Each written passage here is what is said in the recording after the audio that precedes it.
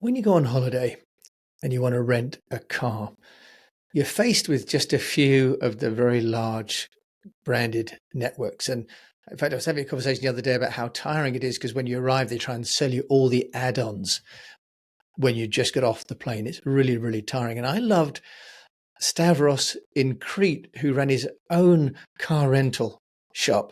And I love to walk down the street and meet the guy who actually runs the shop, who owns the car rental business. But if you are booking a car for a holiday or a business trip, it's very hard to find Stavros until you get there. Well, my guest today has solved that problem for people like you and me who are traveling, and also for the person like Stavros in Crete, who offers a wonderful personalized service, but until now couldn't be found by people unless they're walking down the street.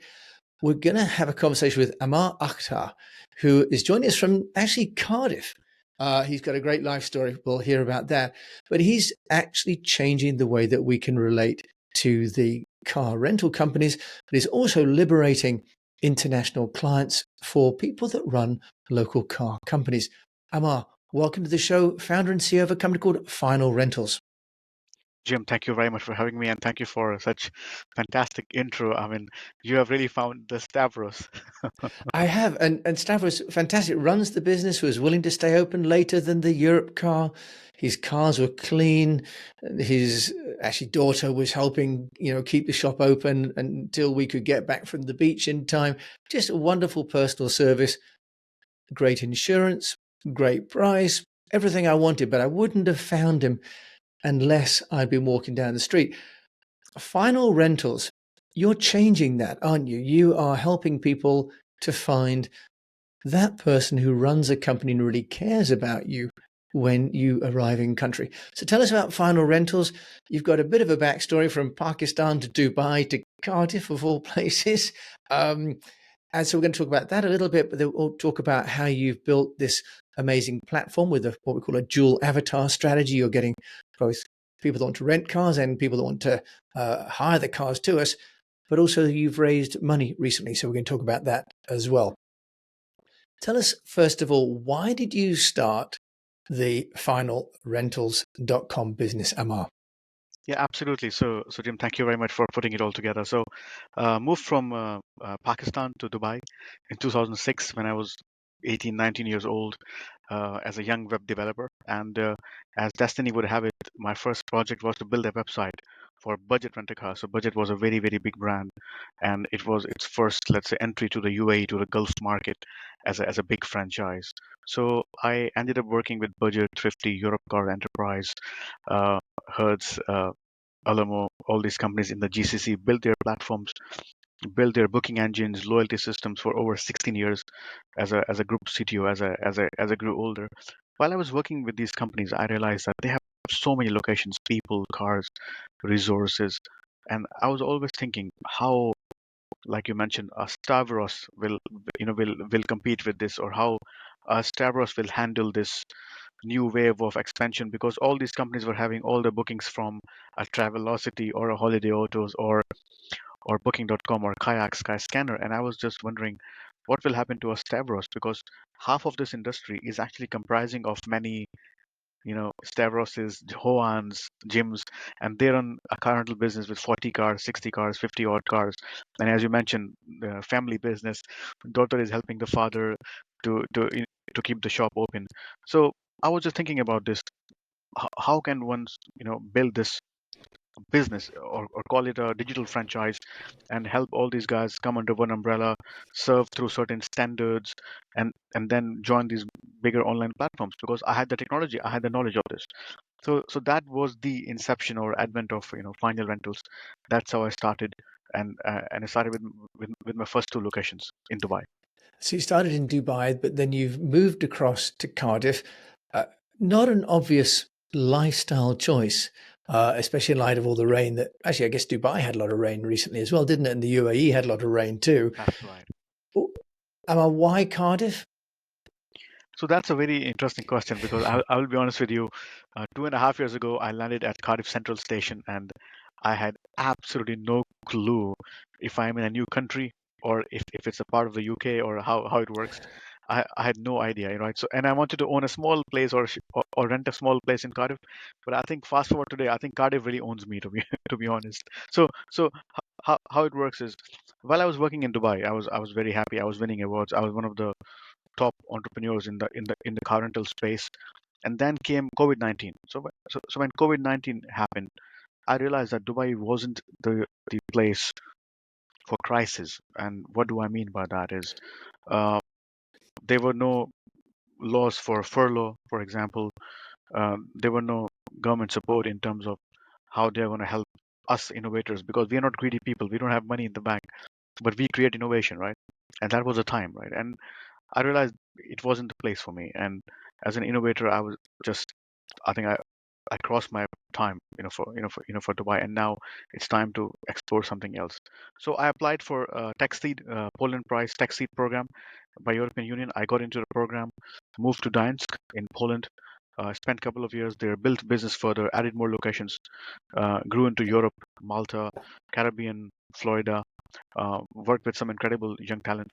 And then one fine day, I got a call from UK Embassy in Warsaw, and they said, "Hey, do you want to have a tea with us? Come, let's have a tea." I'm like, oh, I was like, okay. So I took a train to Warsaw. I absolutely no clue. I'm like, okay, let's go.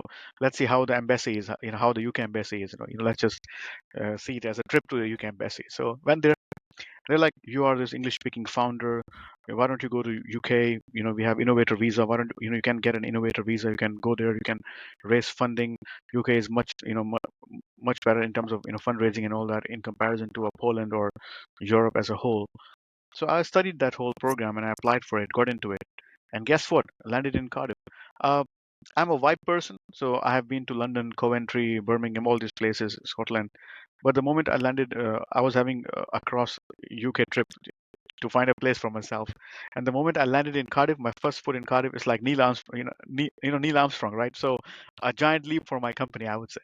So my first steps in Cardiff, I'm like, you know what? This is my place. This is my Silicon Valley. And since then, the rest is history. I never really looked back. Raise money from Welsh angels, raise money from the Welsh financial institutions, raise money from London, from Silicon Valley. It has been quite a journey. Oh, that's a wonderful journey. And I've been to Cardiff. I live just across the river, across the estuary, and I live just outside Bath. And Cardiff is a beautiful city, and Wales is an amazing country too. Well, we're very blessed then that the UK has this outreach program from the embassy, and they've brought you back here to the UK and creating jobs and reaching out. Let's just look then at how you've been building the business, Ammar, because when you have a platform as you do, you have always this problem of you've got to find the customers and the suppliers, haven't you? Because if you have all the people that want to rent cars and nobody that's renting the cars, that's not going to work. And conversely, if you have lots of people with car rental businesses and no incoming traffic, you're not going to acquire any more. So can you just take us through the strategy of building the two parts of the equation? Yeah, absolutely. So I always tell my team, guys, we are in a supply chain business, and they're like, what do you mean by that? I'm like, we create supply and then we also create demand, right? And if both the ends are working together, only then we are successful. So when it comes to the supply side, we scout, we try and find local businesses around the world. We have a world map always in front of us, the most attractive urban centers that we want to attract, the most important airports. So so we have a method to this madness, and we basically approach those companies through business directories, through Facebook pages. You you'll be surprised. Some businesses only have a Facebook page actually. So my team is checking, where they are. We have a chat with them, we have a call with them, and we build our supply base, city over city, region over region, province over province. In mostly the highly touristic inbound countries, right? So that's how we approach the supply side. On the demand side, we are always connecting with platforms, who will actually create more bookings for us. So we are connected with a kayak, Skyscanner. We are also connected with Discover Network, VIP Cars, Autumn Cars, BSP Auto, autorentals.com. So all these platforms tap into our Magic API, and through our Magic API, they can reach a gym or Benz or Stavros, and they can book through their supply, their cars, using our Magic connectivity platform.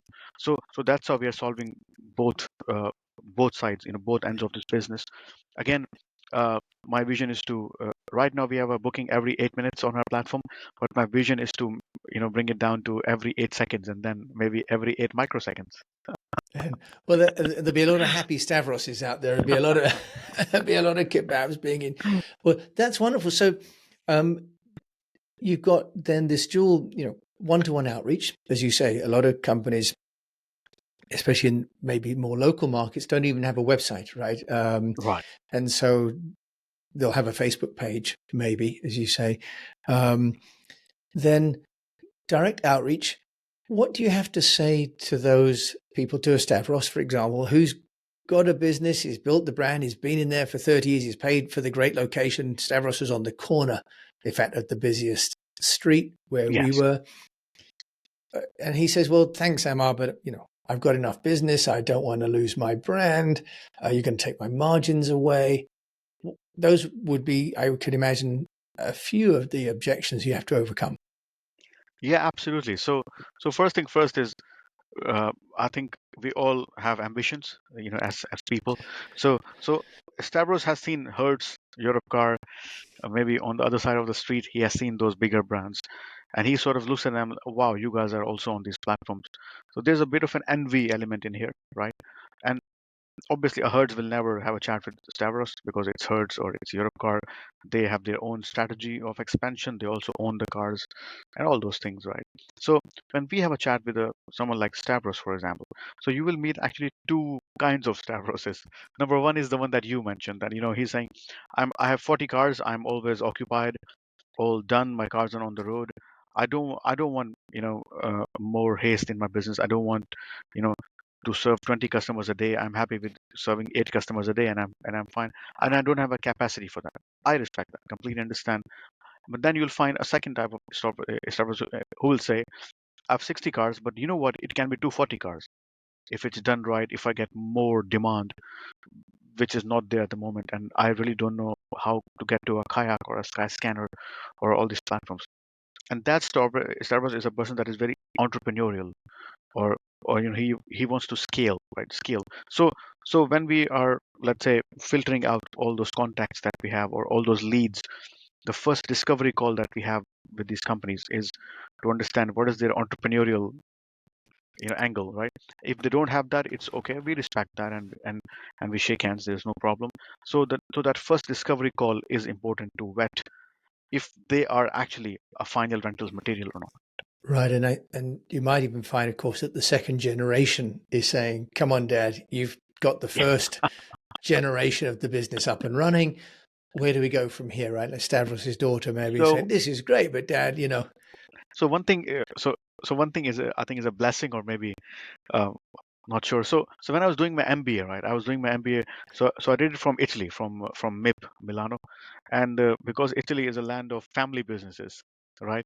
Many family businesses are there, right? So they also teach you how to run a family business. So Mm. we actually have a course in our MBA, how to run a family business, which is unlike any other MBA, to be honest, right? So I've studied that, and I love family business. I'm a family person. I love family businesses. So when I'm dealing with those companies, I can tell you it is incredible, and you're so right. There are many companies who were like 28 years old, 30 years old in the business, legacy businesses, and now the daughter is running the business. Father has been taking a back seat. He has retired, and those businesses are one of the most successful businesses on my platform.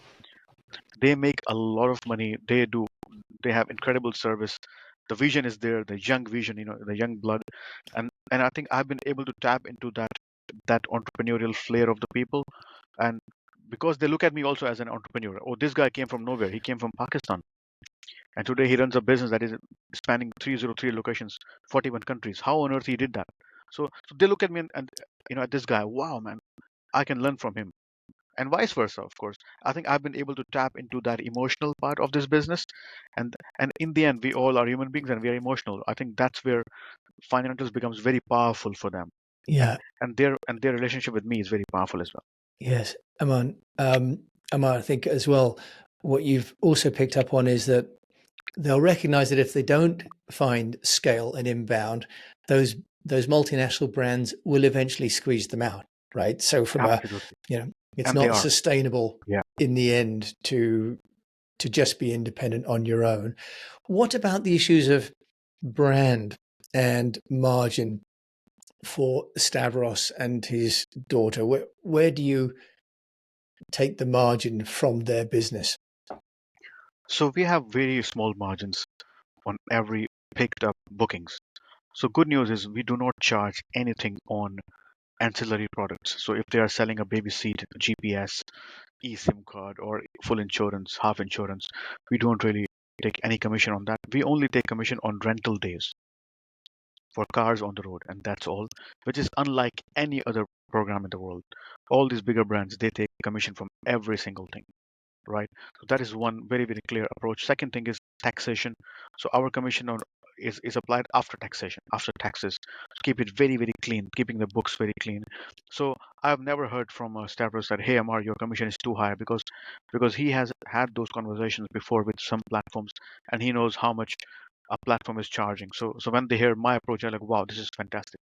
Absolutely, absolutely non-greedy approach to business. So volume, so I believe in volume than just having 10 bookings and making 30%. I would rather make 8% on 1,000 bookings. So that's my approach to business. And I think that has worked really well in almost every country. And Emma, from a practical point of view, does an individual rent the car from finalrentals.com, or do you really make the introduction and then the contract is with the rental company? Sure. So legally, Final Rentals is the introducer or the facilitator of this whole booking process, and we own the whole experience. Like you will be using Final Rentals, there'll be a brand, there's a way of dealing, like how you book for from Ibis hotels, for example. You know what to expect in every country, the same hotel chain. So we manage the experience, but your contract is with the local company because in fairness you own the car, you are the local guy, you own the car. Because I do not own the car, there's no point that I will have a contract with the customer. Great. I think it's important for the customer to know as well, then, that they're using your engine almost as a sort of a meta search engine, really, isn't it? Then, and then we've still got a relationship with Stavros, which is part of the ethos, which is to bring business to the small person, That's rather right. a smaller operator, I should say, rather than to exploit their weakness. Well, customer knows it. So when you make your booking, when you have a booking voucher, it is clearly mentioned that Finantus is a franchisor of this booking, and this booking will be served by, let's say, Jim James Limited in Greece, as an example, right? So Yeah. so so so, so it is very, very clear. We keep everything transparent. Whereas in my industry, transparency is the last thing that people apply, right? And for me, transparency is the first thing to apply. And in terms of the assurance then for the consumer who's thinking, well, I'd like to get a car, for example, you've got Jordan Car Rentals here Mm, with mm. FAQs. What reassurance do I have that when I get there, as opposed to Europe Car, Hertz, Avis, by and large, we're paying for peace of mind because the cars are all the same. What peace of mind do you give the consumer, Ammar, that if they're booking from finalrentals.com, that the person delivering the car at the destination is going to be there, the car's clean, it's got insurance? What sort of quality assurance do you provide?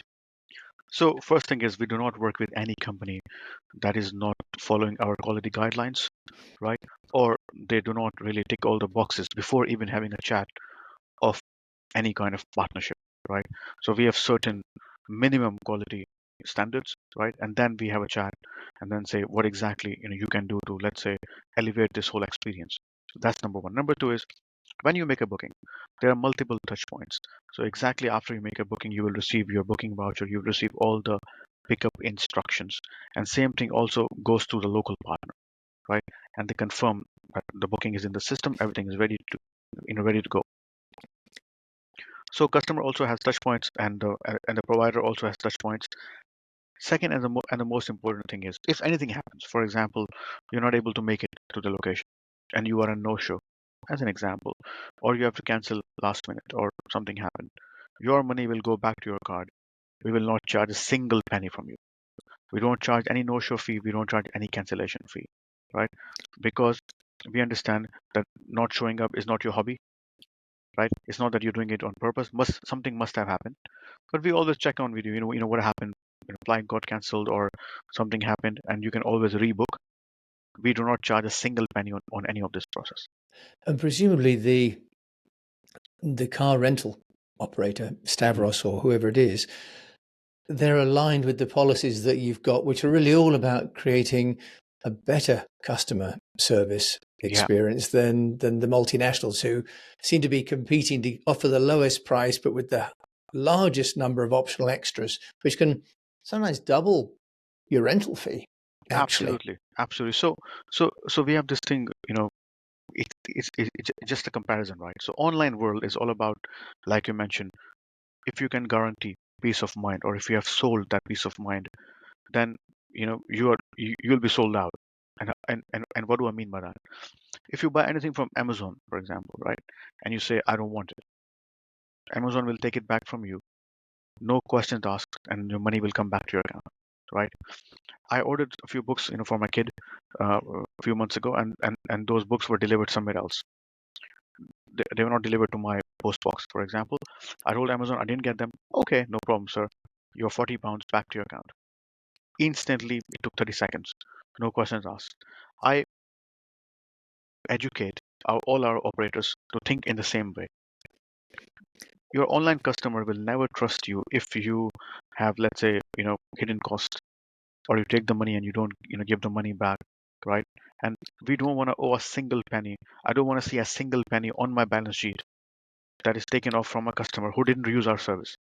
So I have this very, very clear message. It's all across the board, right? We don't want to see a single pound on my balance sheet that is not mine.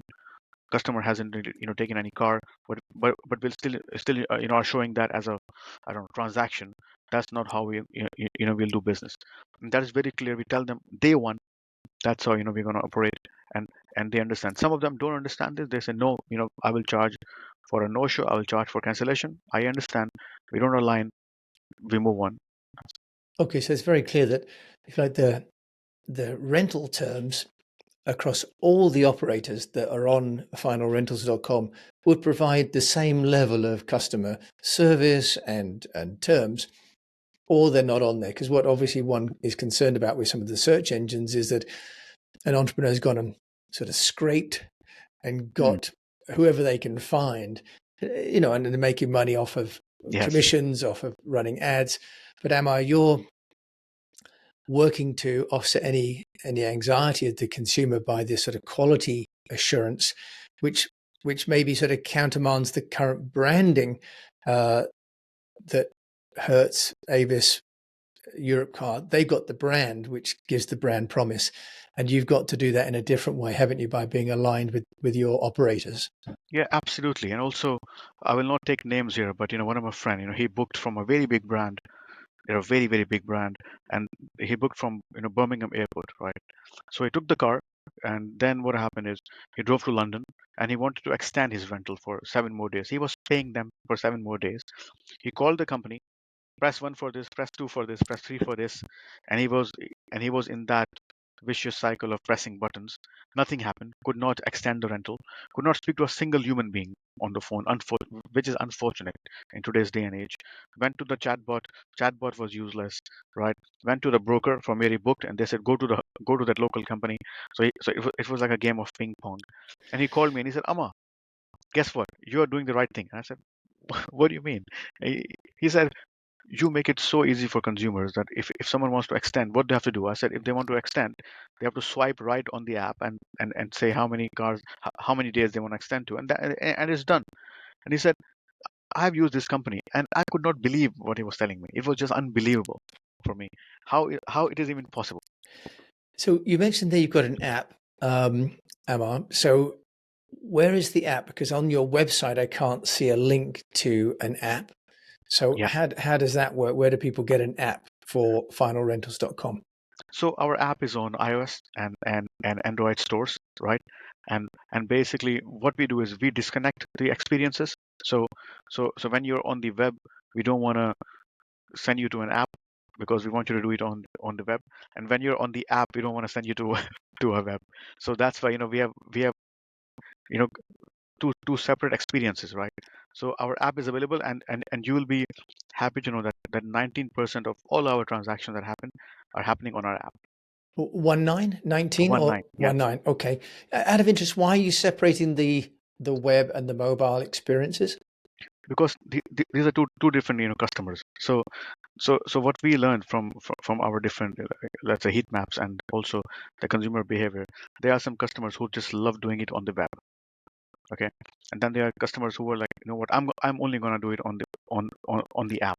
It is also a generational thing, right? And that's why before we used to have like a top banner, download the mobile app and all those things, but we have taken those off because that was sort of a friction or add-on step for the customer, whereas we want them to book and search and book, right? So searching is the most important element for us, and we have improved our searching on location on the website as well as the app. Very interesting. You're the first person I've heard who's now separated those two out. But also, what I'm hearing from you, Ammar, is that the customer experience and putting the personal, the person back into the business transaction is a key difference for Find Rentals, and that's also going to be the case when you arrive in that country and find the person who actually owns and operates the business. So you're going to get that personal experience all the way through. Now, let's just move to the personal side of your experiences. We've got about 10 minutes left. And so I'd just love to hear from you from a sort of a marketing perspective. You've managed to build this brand and you've raised money a couple of times now. Can you just share with us the experience? What did you have to do to raise funds for Find Rentals? So interesting thing about raising is when you're raising your very first funding and when you're raising a second funding, these two are different worlds. Like you just cannot compare the two experiences. They are just two different experiences. So when I was raising my first funding round, there were so many things that I didn't know about. So for example, when you are running without raising any funds, you are the master of the universe and you are doing everything on your own. You can hire people, you can fire people, you can spend on something that you want to spend on, you can do many things without any approval, for example, or without any plan even. Like you can say you can be more instinctive, right? But when you have raised funds, you need to think on a very strategic level, month over month, quarter over quarter, right? So why did I raise funds? First thing first is, right, you should never raise funds if you don't know exactly what are you doing it for. I understand when you raise funds, you become famous. People write PR for you, where you're like, this company has raised this much money, ha ha ha ha, all that. Fine, that's the red carpet stuff. I understand, but don't raise funds for that. Please don't. If you don't know exactly where the money will be used, the funding will just be nothing, honestly speaking, and the money will just go, and your investors will never trust you when you go back to them. So I made a plan why I raise funds, why I want to raise funds. I think when you are much older in your business, like I've spent many years in business, so I was having a very established business in Dubai, then moving to Poland, then to coming to the UK. So when I went to investors and I said, you know what, this is what I have built so far, right? And I want to raise funds because I want to reach here. I'm here now. I'm stuck. I want to reach here, and my vision is to be the next Uber or the next big car rental tech, for example. So that really helped because everything was on paper, everything was there. So it's all about planning, having those papers, having your P&L, and see how it goes. Many founders who start raising funds, they come from a tech background and they don't have a finance background or they don't understand numbers. For them, raising funds will be very hard. So understand your numbers, keep it simple. You don't have to, be a CA for that. No, understand your basic P&L, right, and how it is working for you. What are the levers where you make more money? What are the levers who are giving you losses? And then just go to the investors. In the first round, people will be very kind to you, angels, because they have been there, done that. But if you go to them completely unprepared, you will not be able to raise funds, or at least the journey will be much longer than what I've seen. So be prepared. get your numbers right, and get your levers right, and then start raising funds. Yeah. So that was my first experience for the first round. Second round was very different, because when you start raising for the second round, what happens is, the first question is, what have you done with that money, right?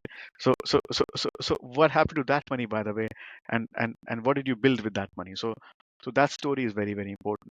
So like I said, these two things are very, very different. Yeah, very, very different MRIs, isn't it? And as you say, once you've raised the money, you really are working for the shareholders, aren't Yeah. you? I raised money for an internet business back in Mm. '98 Wow.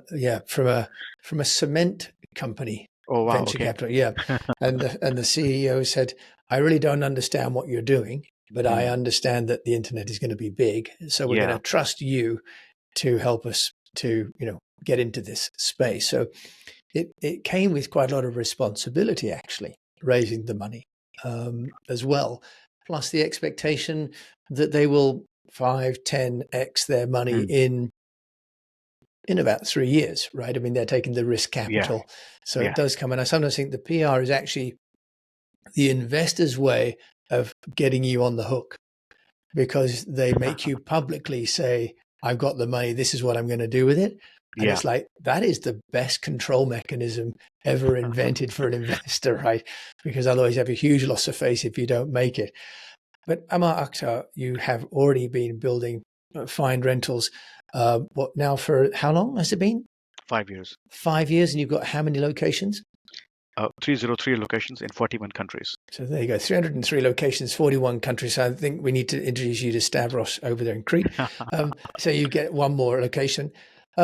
If there's a learning or a mistake that you could share in building to this 300 plus companies, what would that be, Ammar? So three fundamental, learnings, right? So the first is, when you are, I would say, a migrant, entrepreneur, or an expat, who moves from the country that you come from, and then you go to Dubai, and then from Dubai to Poland, and then Poland to UK. I think it's a very difficult journey. I must tell you, because there are days that you ask yourself, who am I actually?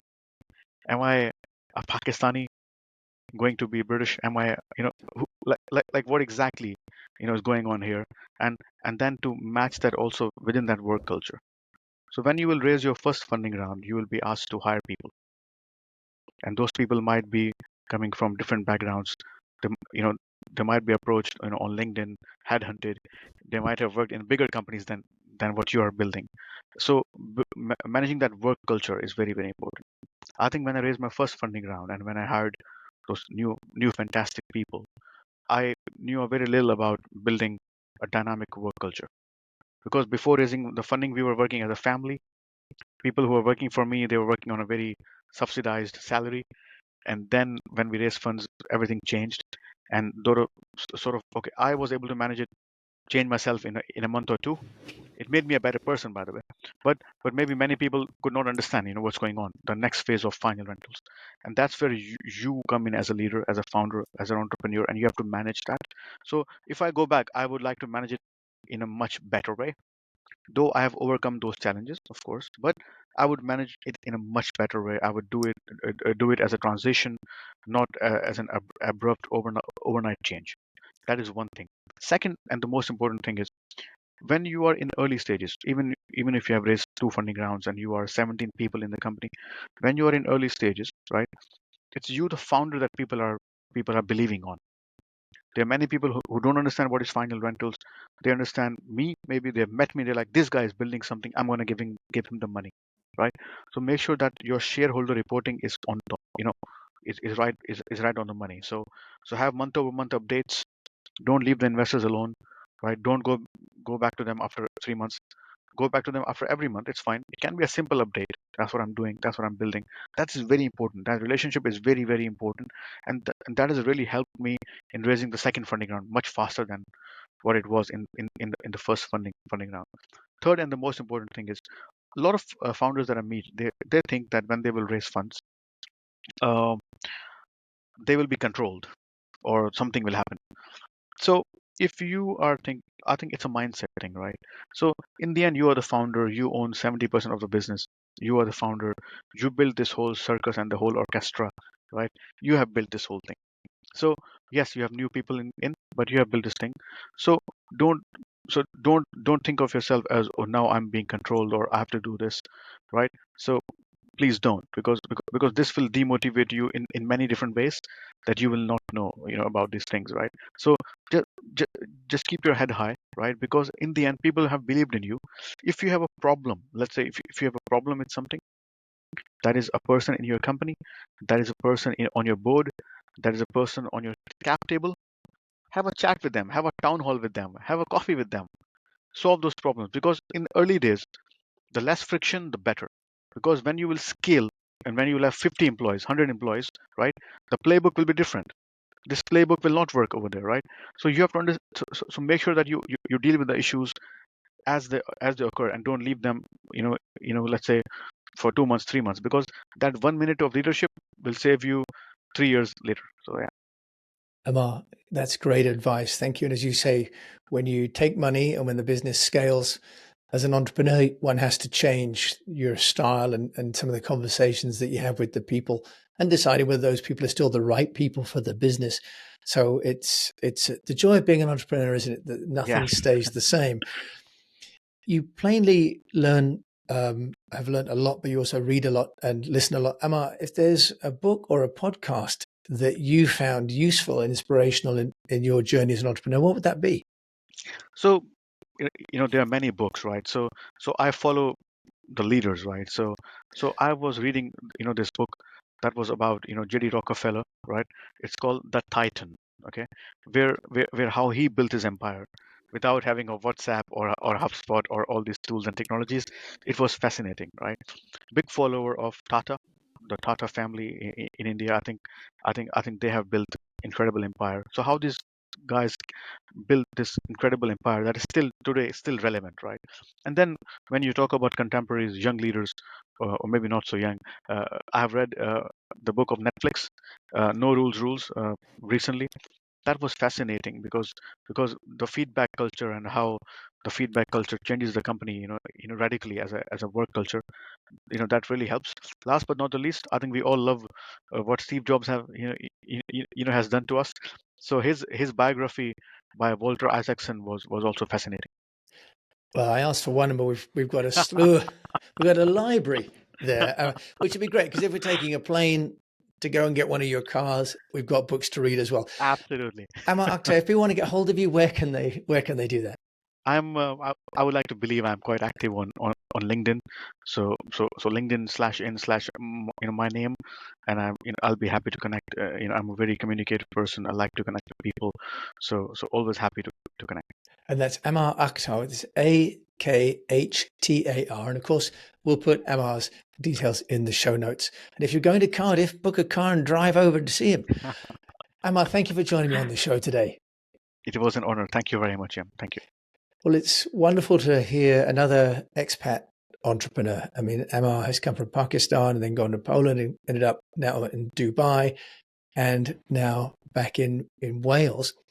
I can associate that, with that story because I went to Singapore and then to China and now to the UK. So there's another whole dimension to being an entrepreneur when you're not in your own culture. So credit to Ammar for building such an amazing business and transitioning and taking such great care of plainly his family and his team, and most of all, his customers and those operators who he's providing a lifeline to new business. So it's a business with a cause and a business that's got plainly some core values at the heart of it, which is why it's growing so well. Finalrentals.com is the website, and then you can also find the app on the iOS. If you've enjoyed this story with me, Jim James, do please review it on your player and share it with a fellow unnoticed entrepreneur. And next time you go overseas, look for Stavros. I can tell you, in Greece, he rents the best cars. Thanks for listening.